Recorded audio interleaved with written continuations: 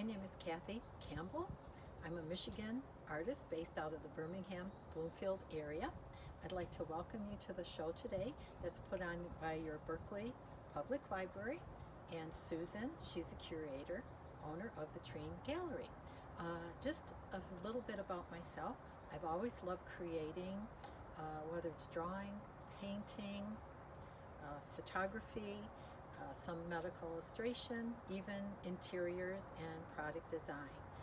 Right now my favorite method, I would guess, is watercolor, a little pen and ink in there, and graphite pencil. The way I came about this latest collection is over the last year with COVID, we couldn't see friends or family as much as we'd like to. So I thought, what am I going to do as a feel-good thing for myself? And I thought I'd look back at some of my photos over the years, turn those into some watercolors. Before I knew it, I had a collection going of nature-inspired art. I was going to put together a journal of sorts, a nature journal, but I thought, gosh, I'd have to have a bigger project. It might be cumbersome for people. Why not just put my nature-inspired art onto postcards?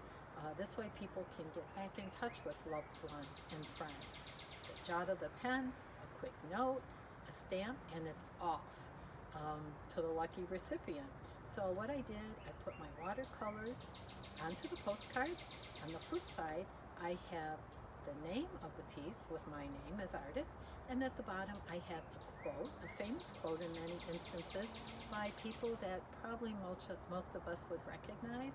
And I thought, what a perfect thing to have at a library with all that great inspiration and knowledge inside all of those books. So I think the tie-in is really quite lovely, and it makes a lot of sense.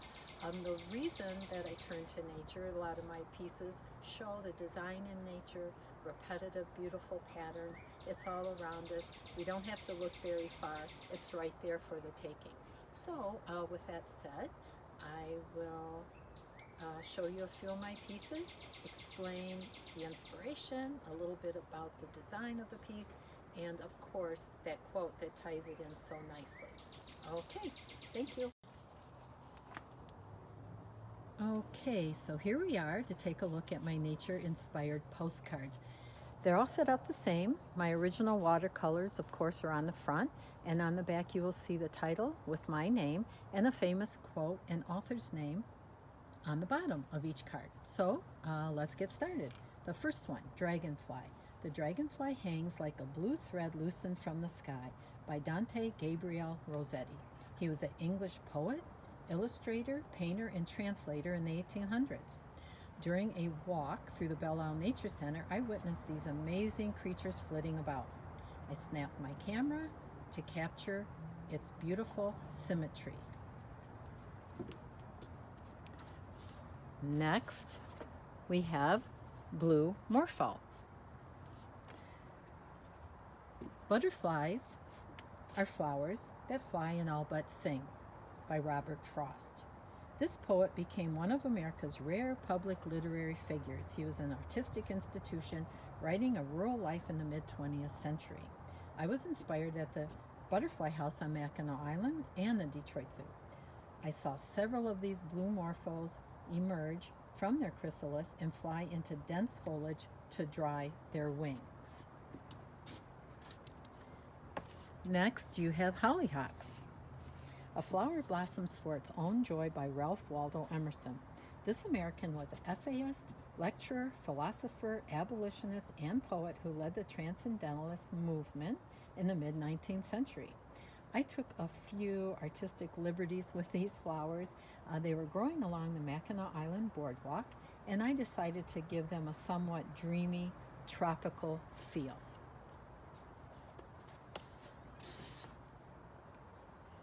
Here we have Mountain Stream. The music of the brook silenced all conversation, by Henry Wadsworth Longfellow. He was an American poet and educator, widely known and very much loved during the 19th century. A couple years ago, I was deep in the Wyoming woods hiking. I came upon this stream, and I decided to just sit there and enjoy the quiet and the solitude. It was a perfect respite. So now we go on to paper whites. If you truly love nature, you will find beauty everywhere by Vincent van Gogh. From one of the world's most influential painters, he reminds us that the wonder and beauty of nature is all around us. Paper whites, they're a simple flower. They're found in the U.S. and Mediterranean. They're so stunning, I think, in their simplistic design and very fragrant. Nature has so much design, and it's really all around us. You just see it everywhere, and it's fun to capture it. Here we have zebra shell.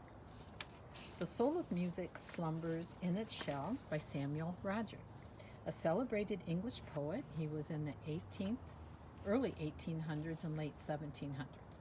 I found this Junonia shell in Florida on the beach. They're very rare because they live deep on the ocean floor.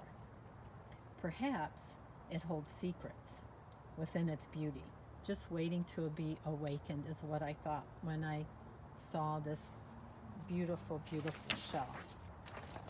Okay, so now we have orchid court. These flowers actually are at a neighbor's in Florida, and she grows all of these in her area next to her house. The Earth Laughs in Flowers by Ralph Waldo Emerson. It would be very difficult, I think, to disagree with him. When you look at a flower, your entire mood is lightened and you smile. I like to think that's the same for Mother Earth. They just have that way about them, flowers. So I will now go on to my next group. These I think are a little bit more exotic looking in locale and feel. Okay, so this first one you have here is entitled Market Time. Food is our common ground, a universal experience by James Beard. He was an American chef, cookbook author, teacher, and TV personality who paved the way actually for cooking shows to follow. Meal times, I think, are very sensory experiences, and so is shopping for the ingredients. I captured this scene at an island marketplace after they had just set out their produce. It wasn't, I thought, too much to put together a painting because it was just a perfect setting. I think all the hard work was already done for me. Mongol. The journey of 1,000 miles begins with a single step. It's a Chinese proverb. These words are motivational, I think, expressing deep insight about determination and avoiding procrastination. I think her face captures that feeling. I refer to this painting when I need that extra boost to get me going. Here we have Morning Walk. He walks with nature and his paths are peace by Young.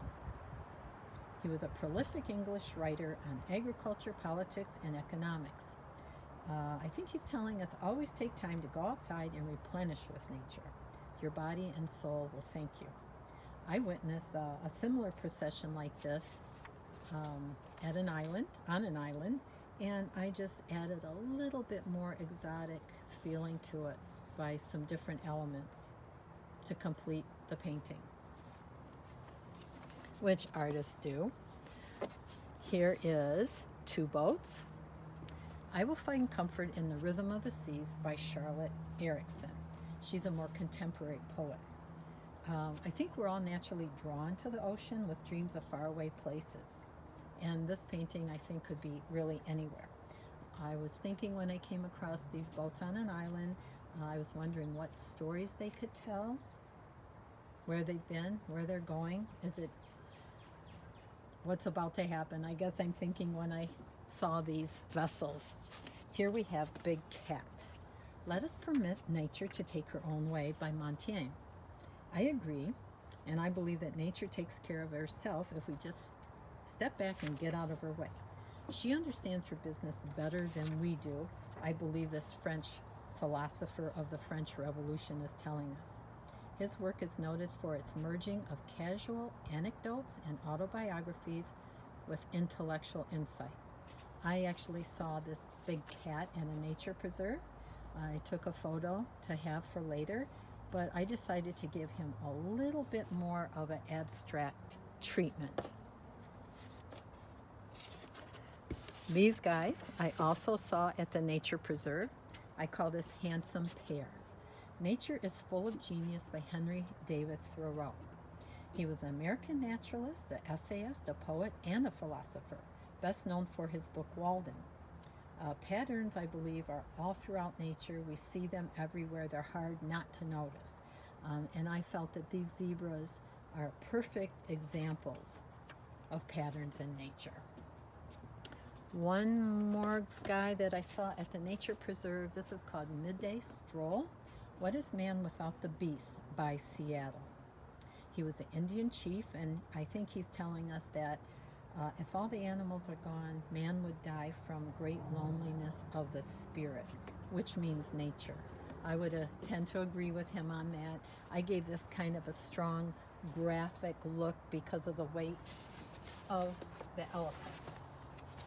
Okay, so there's one more series that I want to show you, if you don't mind. This one is called Nuthatch. A lot of these guys I think are more prevalent around Michigan and this area of the country. A little bird told me by William Shakespeare. This quote has been attributed to many, all the way from the Bible to Hans Christian Andersen. Meaning, I think it's meaning that information from a source is sometimes not to be exposed or shared. These creatures are abundant in the Michigan woods and backyards, and they always seem to be chirping about. I love the design of birds, just like other animals, I suppose, but because we see them so much, it's easy to capture it. Strong graphic design on this little guy. Okay, this one, Young Buck. Hurt Not Animals by Triptolemus, who is a figure in Greek mythology. He's credited with this quote and with the arts of agriculture. One of his commandments was to spare the animals. This beautiful buck actually frequented my neighborhood last fall, but here again, artistic liberties, I decided to place him on a western snowy slope. Okay, Indigo. Each bird loves to hear himself sing, and that's a Arapaho proverb. The message from Native American wisdom tells us that everyone likes to hear themselves talk about themselves, which is so true. Most birds, I think, are quite vocal. They sing with gusto, as this guy was singing when I was hiking through the northern woods. Let me flip this around. Grosbeak. In order to see birds, it's necessary to become part of the silence by Robert Lind. He was an Irish writer, editor of poetry, and an essayist, and I think he spells it out so clearly to us in that quote. To be passive in some circumstances is the most efficient form of activity. I see these birds on occasion, and I'm attracted again to that strong graphic beauty that they exhibit. All right, let's see what else. Coastline. For him, there's a story in every breeze and a picture in every wave by Thomas Moore. This is another Irish poet. He was closely attuned to the taste and artistic sensibilities of his age. The water is one of my most favorite places to be, on or near the water. It feels like every time you see the water, it's telling you a different story. Stormy, calm, it always, I think, has something to say. Now we have Chippy. Animals Are Such Agreeable Friends by George Eliot. We all know these familiar little creatures. They become actually quite tame when you feed them. I always think of animals. Ask no questions, pass no criticisms of us is what they do, or what they don't do. Marianne Evans used this pen name during the Victorian era and was one of the leading writers of her time. So that gives you an idea of my postcards, the most recent collection, and I hope you enjoyed those, and we'll be right back.